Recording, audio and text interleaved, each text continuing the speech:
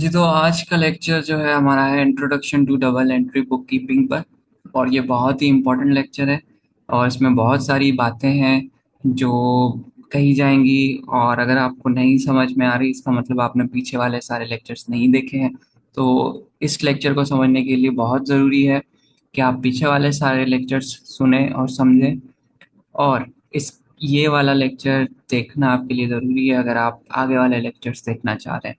ठीक है, तो ये समझिए की लेक्चर है। अगर पीछे वाले लेक्चर्स आपने नहीं देखे, ये समझ नहीं आएगा। ये समझ में नहीं आया तो आगे वाले लेक्चर समझ में नहीं आएंगे अगर आप सीरीज से चल रहे हैं। ठीक है, ये वीडियोस को फॉलो कर रहे हैं। तो ये बहुत इंपॉर्टेंट लेक्चर है। तो स्टार्ट करते हैं इसको। देखें, हमारे पास फाइनेंशियल ट्रांजैक्शंस होते हैं ना। फाइनेंशियल ट्रांजैक्शंस जब भी हम बिजनेस चला रहे हैं तो पैसों की लेन देन होती है। कुछ सामान खरीदते हैं, उसके बदले पैसे देते हैं। कुछ सामान बेचते हैं, उसके बदले पैसे लेते हैं। तो इस तरीके से बहुत सारी ट्रांजैक्शंस हमारे पास होती हैं। पीछे लेक्चर्स में हम डिस्कस कर चुके हैं कौन कौन सी होती है। तो फाइनेंशियल ट्रांजैक्शंस जब भी अगर होंगी ना, तो हमने क्या बात की थी कि हम उनको रिकॉर्ड करते हैं। अकाउंटिंग का काम ही है ना कि उनको रिकॉर्ड करना, फाइनेंशियल ट्रांजैक्शंस को उनको सेट करके फिर एनालाइज करना, फिर रिपोर्ट्स बनाना, ये सारा काम। तो फाइनेंशियल जो ट्रांजैक्शन है हम रिकॉर्ड कैसे करते हैं? हम रिकॉर्ड करते हैं by using double entry book keeping. ठीक है, डबल एंट्री बुक कीपिंग हम इस्तेमाल करके टेक्निक वो सारी ट्रांजैक्शंस को रिकॉर्ड करते हैं। अब ये डबल एंट्री बुक कीपिंग क्या है, ये थोड़ी देर में क्लियर होगा। पर डबल एंट्री से मकसद ये समझ लीजिए, जब भी कोई ट्रांजैक्शंस हो रही होगी ना, तो उसकी हम दो एंट्रीज करेंगे। और वो एंट्रीज जाएंगी कहाँ पर? वो जाएंगी जनरल लेजर में, जर्नल लेजर अकाउंट्स में। जर्नल लेजर अकाउंट्स क्या होते हैं? कोई मुश्किल बात नहीं है, बस जिस कैटेगरी की ट्रांजैक्शन होगी ना, उसका एक अकाउंट बना हुआ होगा और उसमें वो चीज़ लिख दी जाएगी। इसको डिटेल में आगे हम कवर करेंगे, पर फिलहाल ये समझ लीजिए, जब भी हमने कोई ट्रांजैक्शन की, उसकी दो एंट्रीज होंगी, दो जगह पे वो ट्रांजैक्शन लिखी जाएगी। और जहाँ पे लिखी जाएगी ना वो दो जगह अलग अलग, तो उनको अकाउंट कहेंगे। और कहाँ पर होंगे वो अकाउंट? जर्नल लेजर में होंगे। ठीक है, यहाँ तक बात क्लियर है? एक बार दोबारा रिपीट कर रहा हूँ, फाइनेंशियल ट्रांजैक्शन जब भी होगी उसकी दो एंट्रीज होंगी और उन एंट्रीज को जनरल लेजर अकाउंट्स में लिखा जाएगा। तो अब हमारे पास जो हर फाइनेंशियल ट्रांजैक्शन है ना, उसकी दो एंट्रीज होंगी, दो अकाउंटिंग एंट्रीज होंगी, जो हम डिस्कस कर चुके हैं, डबल एंट्री बुक कीपिंग कहते हैं। इसलिए दो अकाउंटिंग एंट्रीज होंगी। दो अकाउंटिंग एंट्रीज का नाम क्या होगा? एक होगी डेबिट एंट्री, एक एंट्री कहलाएगी डेबिट एंट्री, और दूसरी एंट्री कहलाएगी क्रेडिट एंट्री। देखिए, अगर 1500 की हमने कोई ट्रांजैक्शन की है ना, 1500 में दिए, 1500 लिए, तो 1500 को हम एक बार नहीं बताएंगे, हम दो अलग अलग अकाउंट्स में 1500 लिखेंगे। एक हम लिखेंगे एज अ क्रेडिट और दूसरा हम लिखेंगे एज अ डेबिट एंट्री। ये DRCR, क्रेडिट और डेबिट का शॉर्ट फॉर्म है। सही। दो अकाउंट फाइनेंशियल ट्रांजैक्शन जो भी होगी उसकी दो अकाउंटिंग एंट्रीज होगी, एक होगी डेबिट एंट्री, एक होगी क्रेडिट एंट्री। और वो डेबिट और क्रेडिट एंट्री अलग अलग लेजर अकाउंट्स में जाएगी। ठीक है, इसका अकाउंट अलग होगा। अभी मैं इसको कोई खास नाम नहीं दे रहा हूँ, मैं सिर्फ समझाने के लिए अकाउंट 1 लिख रहा हूँ ताकि समझ में आए कि ये अलग अकाउंट्स में जा रहा है, ये अकाउंट 2 में है। देखिए, ट्रांजैक्शन सिर्फ एक हुई है। सही है, ट्रांजैक्शन सिर्फ एक हुई है, एक ट्रांजैक्शन हुई है और उसकी मैंने दो एंट्रीज की है, एक यहाँ पर इस अकाउंट में, एक अकाउंट 2 में। एक मैंने क्रेडिट एंट्री की है, दूसरी डेबिट एंट्री की है। सिर्फ मैंने क्रेडिट एंड डेबिट नाम दिए हैं, एंट्री की वैल्यू को चेंज नहीं किया, वैल्यू स्टिल 1500 ही है। आप कहेंगे सर ये तो 3000 होगी, वैल्यू 3000 नहीं हुई। जब भी हम अकाउंटिंग कर रहे हैं, डेबिट क्रेडिट एंट्री हमेशा बराबर होती है, दो एंट्री होती है, वैल्यू डबल नहीं होती, सिर्फ दो बार उनको लिखते हैं हम। क्यों लिखते हैं वो आगे आपको क्लियर होगा। सही है, तो यहाँ तक समझ में आ गया। फाइनेंशियल ट्रांजैक्शन जब भी होगी उनकी डबल एंट्री बुक कीपिंग की जाएगी, उनको जर्नल लेजर में लिखा जाएगा। इसका क्या मतलब हुआ? इसका मतलब हुआ जब भी कोई फाइनेंशियल ट्रांजैक्शन होगी वो दो एंट्रीज को राइज करेगी, एक डेबिट एंट्री को, एक क्रेडिट एंट्री को। और उनको हम डिफरेंट लेजर अकाउंट्स में लिखेंगे, डेबिट को अलग अकाउंट में लिखेंगे और क्रेडिट को अलग अकाउंट में लिखेंगे। ये DR मतलब डेबिट, CR मतलब क्रेडिट। सही है, दो अकाउंट्स में हमने इनको लिख दिया। तो जब भी हम टोटल डेबिट वैल्यूज को और टोटल क्रेडिट वैल्यूज को हम देखेंगे ना, तो हमेशा इक्वल होंगी, एक दूसरे के बराबर होंगे। किसी भी टाइम पे हम लेजर के अकाउंट्स खोलेंगे और उनमें जितनी भी क्रेडिट एंट्रीज होगी, जितनी भी डेबिट एंट्रीज होंगी, उनको टोटल करेंगे तो वो हमेशा बराबर होंगी। कैसे बराबर होंगी? देखिए, जब भी मेरे पास पहले 1500 वाली कोई ट्रांजेक्शन हुई, ठीक है, 1500 इन्वॉल्व है उसमें, तो 1500 मैंने इधर लिख दिया, 1500 मैंने दोबारा इधर भी लिख दिया, ठीक है। फिर मेरे पास 1600 वाली एंट्री हुई, 1600 मैंने इधर भी लिख दिया, 1600 मैंने इधर भी लिख दिया। फिर मेरे पास एक 400 की ट्रांजेक्शन हुई, 400 मैंने इधर भी लिखा, 400 मैंने इधर भी लिखा। ये क्या है? ये समझिए सारी क्या है, डेबिट एंट्रीज। और इस साइड पे हमारे पास क्या है, कौन सी एंट्री? सारी क्रेडिट एंट्रीज। तो अब इन सबको प्लस करें, इन सबको प्लस करें, क्या आंसर सेम आएगा? जाहिर सी बात है सेम आएगा। ये देखिए 1600 प्लस 400, तो हमारे पास कितने होंगे? 1600 प्लस 400 हमारे पास 2000 होंगे, और प्लस 1500 हमारे पास 3500 हो जाएंगी। इसी तरीके से यही सेम वैल्यूज क्रेडिट साइड पे भी लिखी हुई है, तो क्रेडिट साइड पे भी सेम हो जाएगा। तो ये जब भी आप इन दोनों को देखेंगे टोटल करके, तो दोनों साइड्स पे वैल्यूज जो है हमारे पास सेम ही रहेंगी। दोनों साइड पे वैल्यूज हमारे पास सेम रहेंगी, यहाँ पे भी 3500 और उस साइड भी 3500। टोटल हमेशा दोनों डेबिट और क्रेडिट एंट्रीज का सेम होगा। क्यों? क्योंकि हमने दोनों को दो बार लिखा है, सेम ही वैल्यूज को क्रेडिट साइड पे भी लिखा है, डेबिट साइड पे भी लिखा है, ऐसी बातें बराबर होगा। तो यहाँ तक इंट्रोडक्शन हमारा क्लियर हो गया। एक बार फिर से समझ लीजिए कि जब भी कोई फाइनेंशियल ट्रांजैक्शन होंगी, उनकी दो एंट्रीज होंगी, एक क्रेडिट होगी, एक डेबिट होगी, दोनों को अलग अलग लेजर अकाउंट्स में लिख देंगे। क्या अमाउंट को चेंज करेंगे? नहीं, अमाउंट या वैल्यू को सेम ही रहेगी, सिर्फ अलग अलग साइड्स पे लिखी जाएंगी और अलग अलग अकाउंट्स में लिखी जाएंगी। ठीक है, यहाँ तक क्लियर है? अब आगे बढ़ते हैं। अब हमने अकाउंटिंग इक्वेशन जो है उसको, उसका लेक्चर भी है, उसको हमने कवर किया अकाउंटिंग इक्वेशन को। अब अकाउंटिंग इक्वेशन को थोड़ा सा हम एक्सपेंड कर रहे हैं, उसको बड़ा कर रहे हैं, ठीक है। उसको मजीद डिटेल में देख रहे हैं क्या क्या उसमें चीज़ें। तो हमने सिंपल जो अकाउंटिंग इक्वेशन पढ़ी थी, वो थी capital is equal to asset minus liabilities. जो भी बिजनेस के पास एसेट्स है, उनमें से जो भी बिजनेस पे उधार है या जो वो पैसे देने लाइबिलिटीज हैं वो करता है जो भी, तो वो माइनस कर दो अगर एसेट्स में से, तो हमारे पास जो चीज़ बचती है वो कहलाती है कैपिटल, या नेट नेट एसेट्स भी आप उसको कह सकते हैं। ठीक है, और हमने पिछले लेक्चर्स में कुछ ऐसी भी बात डिस्कस की थी जिसको सिर्फ हमने टच किया था टॉपिक को, मैंने कहा था आगे चल के हम बात करेंगे। वो नाम शायद आपको याद हो, ड्राइंग्स का। तो अब जो ओनर का कैपिटल है ना, ओनर का कैपिटल मतलब जो भी पैसे ओनर ने इन्वेस्ट किया है। हमने बात ये की थी, जब भी ओनर इन्वेस्ट करता है पैसे, तो वो ऐसे ही चंदे में नहीं दे रहा होता, उसका कोई मकसद होता है। उसका क्या मकसद होता है? उसका मकसद होता है कि मुझे प्रॉफिट्स मिले। उसका क्या मकसद होता है? मुझे प्रॉफिट्स मिले, मुझे फायदा मिले। तो वो फायदा प्रॉफिट्स की शक्ल में उसको मिलता है जब भी सेल वगैरह ये चीजें होती हैं। तो वो प्रॉफिट कहाँ पे ऐड होता है? वो प्रॉफिट जो है कैश में तो ऐड होता है, पर वो प्रॉफिट की वैल्यू हम कहाँ पे लिखते हैं? ओनर के कैपिटल में। ओनर के कैपिटल में हम वो प्रॉफिट की वैल्यू लिखते हैं। तो प्रॉफिट की हमने डिस्कस की थी, डिफरेंशिएट किया था हमने इसको इनकम से, कि प्रॉफिट इनकम से कैसे मुख्तलिफ होता है। देखिए, इनकम तो वो टोटल जो इतने में आपने सामान बेचा वो आपकी इनकम होगी, पर उस पर आपने कुछ फायदा रखा होगा अपना, कॉस्ट को हटा के जो खर्चा हुआ उसको बनाने में, उसके अलावा ऊपर आपने प्रॉफिट रखा होगा। तो वो प्रॉफिट कैसे आएगा? अगर आप जितने में आपने वो चीज़ बेची, उसमें से जितना आपका खर्चा हुआ वो माइनस कर दे, तो आपके पास प्रॉफिट आ जाता है। मिसाल, आपको 100 की चीज़ आपने बेची और उसको बनाने के लिए आपको लगे थे 50 रुपए। ठीक है, 50 रुपए में आपने वो चीज़ बनाई, 100 में बेच दी, तो आपका प्रॉफिट कितना हुआ? 50 रुपए हुआ। ठीक है, ये सारी डिटेल में हम चीज़ें डिस्कस कर चुके हैं, पर यहाँ पे जस्ट रिमाइंडर के लिए मैंने शॉर्टली बता दिया। अगर समझ में नहीं आया तो मैं पहले ही कह चुका हूँ, आपको पीछे लेक्चर्स देखने पड़ेंगे। तो आगे बढ़ते हैं। तो ये हो गई हमारे प्रॉफिट्स, ठीक है। तो एक तो कैपिटल जो जितना भी इन्वेस्ट किया है बिजनेसमैन ने या ओनर ने, ठीक है, वो प्लस हो जाता है प्रॉफिट्स। तो ये हमारा ओनर कैपिटल। और तीसरी चीज थी ड्राइंग्स। अब ड्राइंग्स क्या भाई? देखिए, प्रॉफिट अब हमने कैपिटल के अंदर लिख तो दिया कि भाई इतना प्रॉफिट भी मिल चुका है ओनर को, पर इसका मतलब थोड़ी है कि बस वहां पे हम प्रॉफिट रख के जाएंगे बिजनेस में। वो उसको जाहिर सी बात है निकालेगा भी तो ना, ओनर को जो चाहिए भी खर्च करने के लिए। तो जब खर्च करने के लिए वो निकालेगा उसमें से, जब खर्च करने के लिए पैसे निकालेगा बिजनेस से, तो क्या होगा? जब खर्च करने के लिए बिजनेस से पैसे निकालेगा, कौन निकालेगा? ओनर। ओनर जब बिजनेस से पैसे निकाल रहा है तो उसके पैसे निकालने को हम क्या कहते हैं, ड्राइंग्स कहते हैं।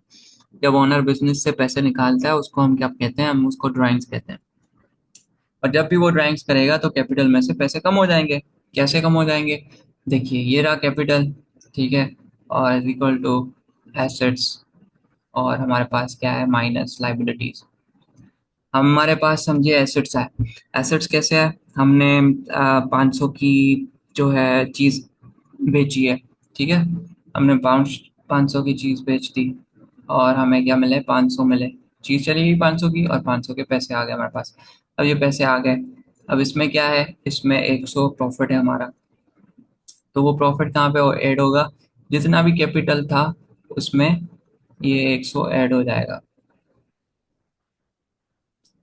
ठीक है। और कैपिटल फर्ज कीजिए हमारे पास था इनिशियली 200 का,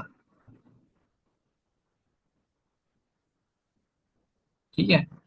और इन दोनों को बराबर करने के लिए मतलब लाइबिलिटी तो हमारे पास कितनी होंगी, लाइब्रेरी हमारे पास होंगी 200। अब ये मैंने क्यों किया, ये भी पीछे लेक्चर्स में आपको समझ में आ जाएगा जब हम ये डिस्कस कर रहे थे अकाउंटिंग इक्वेशन को। तो यहाँ पे भी 300 है, उस साइड भी क्या है हमारे पास, 300 है। 100 का हमारे पास क्या आ गया है, प्रॉफिट है। तो अब बिजनेसमैन चाह रहा है कि भाई अब प्रॉफिट आ गया, अब इसमें से थोड़े से मैं निकाल लूँ, मतलब कैपिटल में से पैसे निकाल लूँ, तो वो कैश निकालेगा। कैश निकालेगा का मतलब यहाँ से -100 हो जाएगा, बिजनेस से उसने कैश निकाल लिया, यहाँ से -100 हो जाएगा। और हमने पढ़ा है, समझा है कि जब भी बिजनेस से वो पैसे निकालेगा तो कैपिटल से भी उतने पैसे माइनस हो जाएंगे, वैल्यू, वैल्यू नहीं मतलब उतनी ही वैल्यू हमारे पास एज ए ड्राइंग्स माइनस हो जाएगी। जब भी प्रॉफिट होगा तो वो कैपिटल में ऐड होगा, क्योंकि वो उसी वजह से बिजनेस उसने खोला है। और जब भी वो बिजनेस से ऑनर पैसे निकालेगा तो वो कैपिटल से माइनस हो जाएंगे। तो अब यहाँ पे क्या हो गया, कैश भी माइनस हो गया, ये हो गया 400 माइनस 200।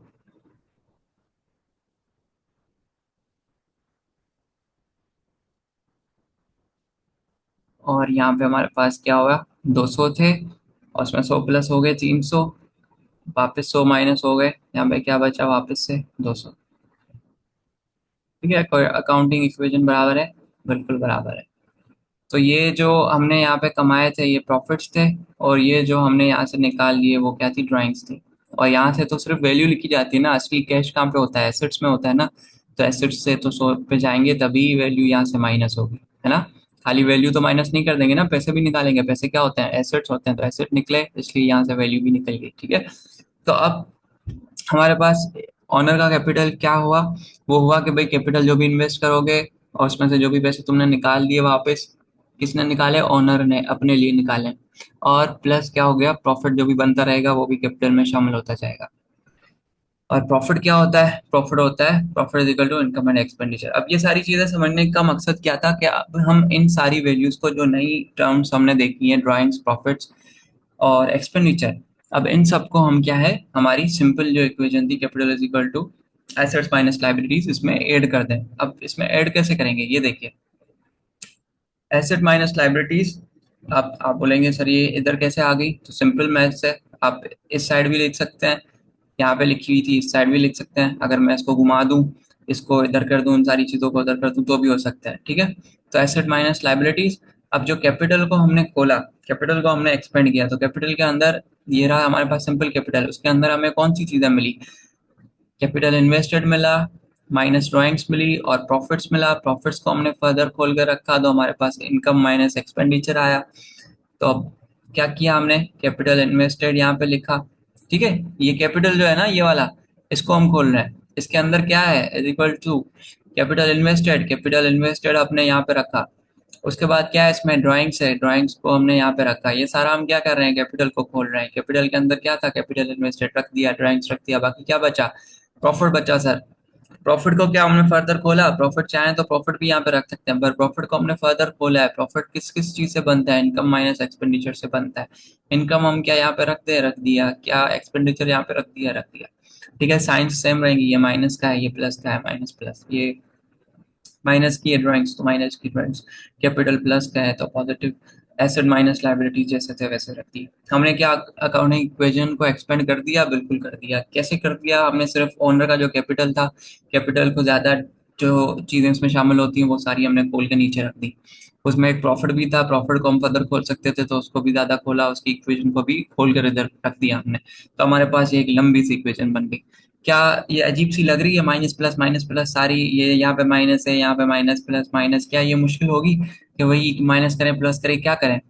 तो आसान नहीं होगा अगर सारी वैल्यूज प्लस में हो। बिल्कुल बहुत आसान हो जाएगा, तो चले कर देते हैं, कोई मसला नहीं है। एसिड्स पॉजिटिव है, उसको एज अ पॉजिटिव रहने दिया। ठीक है, अब ये बेसिक मैथ्स यहाँ पे इन्वॉल्व हो रही है, कोई और चीज खास नहीं हो रही। ड्राइंग्स, ड्राइंग्स नहीं, ये लाइबिलिटीज जो है, लाइबिलिटीज माइनस में है, हमें नहीं चाहिए, उधर फेंक दो। इस साइड पे फेंक देगा इक्वेशन के, तो वो क्या हो जाएगी? पॉजिटिव हो जाएगी। ठीक है, तो ये लाइबिलिटीज ये देखिए यहाँ पे पॉजिटिव हो गई है। उसके बाद हमारे पास कैपिटल इन्वेस्टेड है, अकाउंटिंग इस साइड पर है, पॉजिटिव है, इधर उधर फेंकने की जरूरत नहीं है। यहाँ पे ड्राइंग्स माइनस है, हमें पॉजिटिव करना है इसको, क्या उधर फेंक दे? बिल्कुल फेंक देंगे, फेंक देंगे तो पॉजिटिव हो जाएगा, हो जाएगा, ये पॉजिटिव हो गया। उसके बाद हमारे पास इनकम है, इनकम पॉजिटिव है, इसको इधर ही रहने दो, फेंकने की जरूरत नहीं है। एक्सपेंडिचर माइनस है, बिल्कुल माइनस है, इसको एक इक्वेशन के उस साइड पे फेंक देंगे तो पॉजिटिव हो जाएगा, बिल्कुल हो जाएगा। ये हमने इस साइड पे फेंक दिया, एक्सपेंसेस इधर आ गए। ठीक है, अब आप सोचेंगे सर ने खामा खा इधर उधर फेंक दिया चीजों को, हम तो ऐसे भी याद कर सकते थे, हम तो बहुत होशियार बच्चे थे। पर ये सब करने का एक और भी मकसद है, वो अब आगे हम स्लाइड में देख रहे हैं। ठीक है, ये इक्वेशन को हमने फेंक कर इधर इधर कर दिया था, सारी चीजें पॉजिटिव है। ठीक है, तो अब हम देखेंगे रूल्स डबल एंट्री के। हमने क्या किया? पहले इंट्रोडक्शन देख लिया कि भाई ये डबल एंट्री होती क्या है। उसके बाद हमने देख लिया कि भाई हमने इक्वेशन को थोड़ा सा एक्सपेंड कर दिया ताकि सारे आइटम्स आ जाएं। अब हम अपनी मेन चीज पे आ रहे हैं, रूल्स पे, कि डबल एंट्री को हम कैसे, कहाँ पे डेबिट करते हैं, कहाँ पे क्रेडिट करते हैं। सर ने बोल तो दिया शुरू में कि क्रेडिट करते हैं एक एंट्री, एक डेबिट एंट्री करते हैं, कैसे करते हैं ये सारी चीजें, तो वो अब हम यहाँ पे ब्रीफली देखेंगे। आगे लेक्चर्स में इनकी प्रैक्टिस होगी, बहुत सारी प्रैक्टिस होगी, आपको भी करनी होगी, मैं भी आपको सिखाऊंगा, उसके बाद ही आपको ये सारी चीजें क्लियर होंगी। और चलते चलते आपको याद भी हो जाएंगी ये सारी चीजें, डरना नहीं है, क्योंकि असल में सारा मकसद होता है इन चीजों को याद करना, कि कौन सी चीज डेबिट होती है, कौन सी चीज कब क्रेडिट होती है। एक बार ये आपको याद हो गई ना, तो फिर आपके लिए सारा काम आसान हो जाएगा फाइनेंशियल अकाउंटिंग का, क्योंकि सारी based he in accounting entries पे है। ठीक है, तो ये दो किस्म की एंट्रीज है, ये आपको याद रखनी है। डरना नहीं है कि अब मुझे ये याद नहीं हो रही, क्या कर, ये आप चलते चलते प्रैक्टिस करते करते आपको याद हो जाएगी, फिर आपके ये सेकंड नेचर बन जाएगी आपको। मतलब कोई भी मसला नहीं होगा इन चीज़ों में। ठीक है, शुरू में बहुत होगा, इसलिए ज़्यादा डिप्रेस होने की ज़रूरत नहीं है। अब मैं जितना आसान हो सकेगा उतना करूंगा, बाकी याद करना है इसमें बेसिकली आपको। अब हमारे पास कितने टाइप्स के अकाउंट होते हैं? हमने बात की ना लेजर अकाउंट, तो हमारे पास मेन 5 टाइप्स हैं। ठीक है, और भी होते हैं, पर फिलहाल कोर्स के लिए आपके पास मेन जो है 5 टाइप्स ऑफ अकाउंट्स है डबल एंट्री सिस्टम के लिए। एक हो गया एसेट्स। एसेट्स क्या होते हैं हम डिस्कस कर चुके हैं ना, एसेट्स जो भी चीज़ें ओन करता है बिजनेस, लाइबिलिटीज जो भी ओ करता है। कैपिटल क्या होता है? जो भी इन्वेस्ट किया है बिजनेस में ओनर ने। उसके बाद इनकम क्या है? जो भी बिजनेस सेल वगैरह क्या है, जो भी उस वो कमाया है बिजनेस ने। प्रॉफिट की बात नहीं हो रही, याद रखिए, इनकम की बात होगी। उसके बाद हमारे पास एक्सपेंसेस आ गए। एक्सपेंसेस क्या है हमारे पास? जो भी हमारे पास खर्चे हुए। ठीक है, तो ऐसे एंट्रीज इन अकाउंट्स में होती है। अब कौन से अकाउंट में कौन सी एंट्री होगी, कौन से अकाउंट में कौन सी एंट्री होगी, तो भाई ये याद रख लें। ये जो बेसिक हमारे पास है ना, अभी हमने एक्सपेंड की थी ना अकाउंटिंग इक्वेशन, और सारी पॉजिटिव सारी एक चीज तो सारी जो भी हमारे पास है, ये एसेट्स ड्राइंग्स एक्सपेंसेस, इन सबको हमने पॉजिटिव पॉजिटिव करके इक्वेशन में डाल दिया। तो अब इक्वेशन के लेफ्ट हैंड साइड पे जो भी हमारे पास चीजें हैं ना, उनकी वैल्यू जब भी इंक्रीज होगी, एसेट्स हमारे जब भी बढ़ेंगे, एसेट्स में कुछ वैल्यू और आ गई, कैश हमारे पास आ गया, हमने सामान खरीद लिया या कुछ भी हुआ है, जिसकी भी वजह से हमारे पास एसेट्स की वैल्यू बढ़ रही है, एसेट्स 100 से 200 हो गए। ठीक है, तो जो एक्स्ट्रा हम सोर्स में डालेंगे वो एज अ डेबिट एंट्री हम करेंगे। ड्राइंग्स की है बिजनेस वाले, बिजनेसमैन ने ड्राइंग्स की है, पैसे निकाले हैं, 100 रुपए निकाले हैं, तो हम 100 रुपए डेबिट करेंगे। एक्सपेंसेस हुए हैं, हमने रेंट देना है, 100 रुपए का खर्चा हुआ है, रेंट पे किया हमने, रेंट दिया हमने, रेंट क्या एक्सपेंस है, कितने का है? 100 का है, तो हम 100 से एक्सपेंस इंक्रीज हुआ ना, पहले 0 था एक्सपेंस, अब 100 का है, हमने पे कर दिया, एक्सपेंस हो गया हमारा, तो ये 100 का इंक्रीज हो गया। तो ये इंक्रीज क्या हो जाएगा, हमारा डेबिट एंट्री हो जाएगी एक्सपेंसेस में। इसी तरीके से कैपिटल है, जब भी कैपिटल बढ़ेगा बिजनेस क्या करेगा, बिजनेस ओनर जो है वो क्या करेगा, बिजनेस में पैसे डालेगा। तो वो पहले 200 थे, अब 400 हो गए कैपिटल में, तो ये 200 बढ़ गए, तो ये 200 बढ़ गए तो क्या हो गया, क्रेडिट एंट्री हो गई। क्यों? क्योंकि ये इक्वेशन की राइट साइड पे है ना, जो भी चीज़ है इनको हम क्या करेंगे, क्रेडिट करते हैं हमेशा। क्रेडिट एंट्री होती है। लाइबिलिटीज है, लाइबिलिटीज हमारी बढ़ गई, उधार हम पे बढ़ गया। जब उधार बढ़ गया तो हम कौन सी एंट्री करेंगे, क्रेडिट एंट्री। इनकम हमारी बढ़ गई। इनकम कैसे बढ़ती है, जब हम सेल वगैरह करते हैं तो इनकम बढ़ गई हमारी। इनकम पहले हमारी थी नहीं, अब हमने सामान बेचा है, इनकम हमें मिली है 500। तो जब इनकम हमें मिली है तो उसकी कौन सी एंट्री करेंगे, क्रेडिट एंट्री करेंगे। ठीक है। तो ये सारी जो भी इस साइड पे है ये हमारी हो गई डेबिट एंट्रीज, और जो भी इस साइड पे है वो हमारी सारी हो गई क्रेडिट एंट्रीज। ठीक है। कैपिटल, लायबिलिटीज, इनकम जब भी बढ़ेंगी, जब भी इंक्रीज होंगी तो क्रेडिट एंट्री होगी। और एसेट प्लस या ड्राइंग्स हैं, एक्सपेंसेस है, जब भी ये बढ़ेंगे तो हमारे पास क्या होगा, डेबिट एंट्री होगी। एक बात और याद रख लें, छोटी सी बात है एक और, ये डेबिट कब होगी, एसेट्स ड्राइंग एक्सपेंसेस बढ़ेंगे तो डेबिट होगी ना। कैपिटल, लायबिलिटीज, इनकम जब भी बढ़ेंगे तो क्रेडिट होगी ना।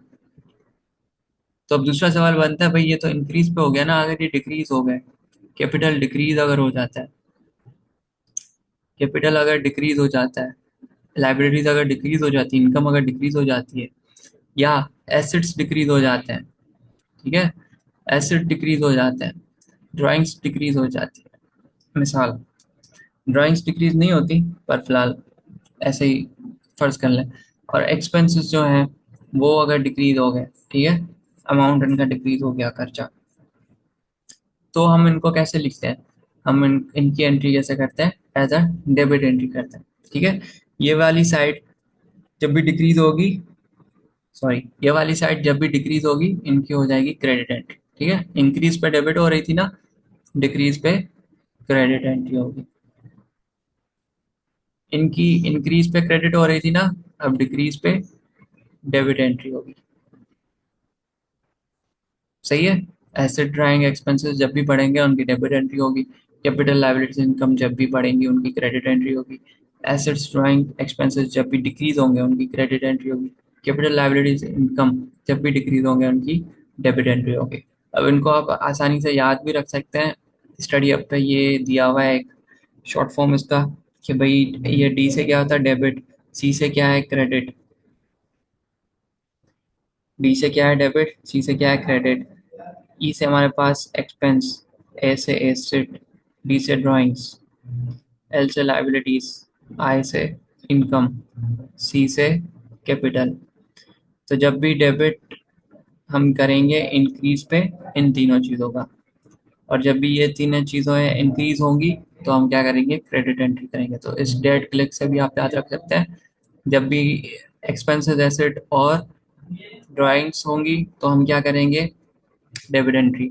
जब भी लाइबिलिटीज, इनकम, कैपिटल में इजाफा होगा तो हम क्या करेंगे, क्रेडिट एंट्री।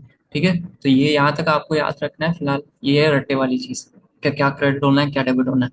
बाकी अधिक आपको ज़्यादा आपको कॉन्सेप्ट जो है वो क्लियर होगा वो आगे वाले लेक्चर्स में। तो फिलहाल आपको इस लेक्चर में ये याद रख लेना है, इस चीज़ को रट्टा मार लेना है। ठीक है। एसेट के एग्जाम्पल्स अगर बात करें, एसेट के एग्जाम्पल्स क्या है, एसेट के एग्जाम्पल्स हैं हमारे पास, कैश हो गया। नॉन करंट एसेट्स में मशीनरी होगी। करंट एसेट्स में अगर हम देखें हमारे पास रिसीवेबल्स वगैरह हो गए। अब रिसीवेबल्स क्या है वो भी आगे डिस्कशन करेंगे। लाइबिलिटीज में अगर देख लें हम, लाइबिलिटीज में क्या है हमारे पास, लाइबिलिटीज में हमें किसी को पैसे देने हैं, पेबल्स हो गए, जिनको भी हम पैसे देते हैं ना, देने होते हैं, वो पेबल कहलाता है, वो भी आगे हम डिस्कस करेंगे। ये इस तरीके की लाइबिलिटीज हो गई। कैपिटल में क्या आता है, कैपिटल में ये हमारे पास जो भी पैसा इन्वेस्ट किया है इन्वेस्टर ने या बिजनेस ओनर ने, कैपिटल में आ जाता है। इनकम में जो भी हमने सेल्स वगैरह की है वो हमारी इनकम में। एक्सपेंसेस जो भी हमारे समझिए रेंट हो गई हमारे पास, और छोटे मोटे खर्चे हो गए, वो सारे एक्सपेंसेस में आ जाते हैं। ठीक है।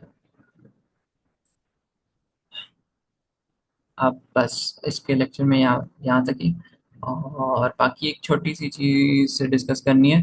जैसे ही हमारे पास टोटल डेबिट वैल्यूज़ हैं और टोटल क्रेडिट वैल्यूज़ हैं, ये कैसे बराबर होती हैं, तो इनको हम ज़रा सा देख लेते हैं।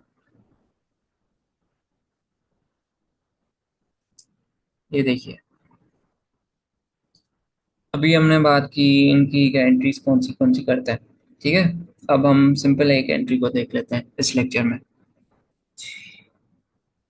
हमारे पास क्या हुआ, जो ये एग्जांपल मैं बहुत बार दे चुका हूँ। हमारे पास मिसाल कैश आता है। कैश हमारे पास क्या है, कैश है हमारे पास एसेट। ये हमारे पास आ गया है, ठीक है। ये हमारे पास एसेट आया है, मतलब 500 आया हमारे पास, तो जीरो था पहले, फर्स्ट करें। अब 500 हो गया तो ये इंक्रीज हुआ है, ठीक है। एसेट इंक्रीज होगा, तो इसकी एंट्री हम क्या करेंगे, इसकी एंट्री हम करेंगे डेबिट, कौन सा, कैश, ठीक है। या एसेट भी कह सकते हैं, एसेट के अंदर कैश आता है। डेबिट एंट्री कर दी, 500 हमने कर दी, पर अब ये कहाँ से आए, जादू से तो नहीं आ गए। मिसाल ये हमें दे दिया है इन्वेस्टर ने, ठीक है। ये इन्वेस्ट किए हैं इन्वेस्टर ने, ठीक है। तो ये कहाँ पे आती है, इन्वेस्टर जब पैसे देता है या इन्वेस्ट करता है वो कहाँ आता है, कैपिटल में आता है वो, ठीक है। कितने दिया है उसने, 500 दिए, 500 आया मतलब 500 ही दिए उसने। कैपिटल फर्स्ट का जीरो था, 500 हो गया ना। तो ये क्या हुआ, इसमें इंक्रीज हुआ है। तो इस इंक्रीज को 500 को हम कैसे एंट्री करेंगे इसकी, तो हम इसकी एंट्री करेंगे क्रेडिट, हमारे पास कैपिटल, ठीक है। क्रेडिट कैपिटल हो गया, तो देखिए 500 की एंट्री दो बार हमने की है, दो अलग अलग अकाउंट्स में की है। यहाँ पे डेबिट करके लिखा है हमने, यहाँ पे क्रेडिट करके लिखा है। डेबिट भी 500 है इज इक्वल टू क्रेडिट भी 500 है, दोनों बराबर भी है। तो इस तरीके से हम सारी एंट्रीज करते हैं। हर एंट्री, हर ट्रांजेक्शन की दो एंट्रीज होती हैं, दो अलग अकाउंट्स में, एक डेबिट होती है, क्रेडिट होती है। कैपिटल हमने पीछे बात की, जब भी इंक्रीज होगा कैपिटल तो वो क्रेडिट होगा, जब भी एसेट इंक्रीज होगा तो वो डेबिट होगा, ये भी हम डिस्कस कर चुके हैं। बाकी मजीद हम आगे लेक्चर्स में डिस्कस करेंगे, तो वहाँ पे और ज़्यादा क्लैरिटी आएगी चीज़ों में। Thank you for watching.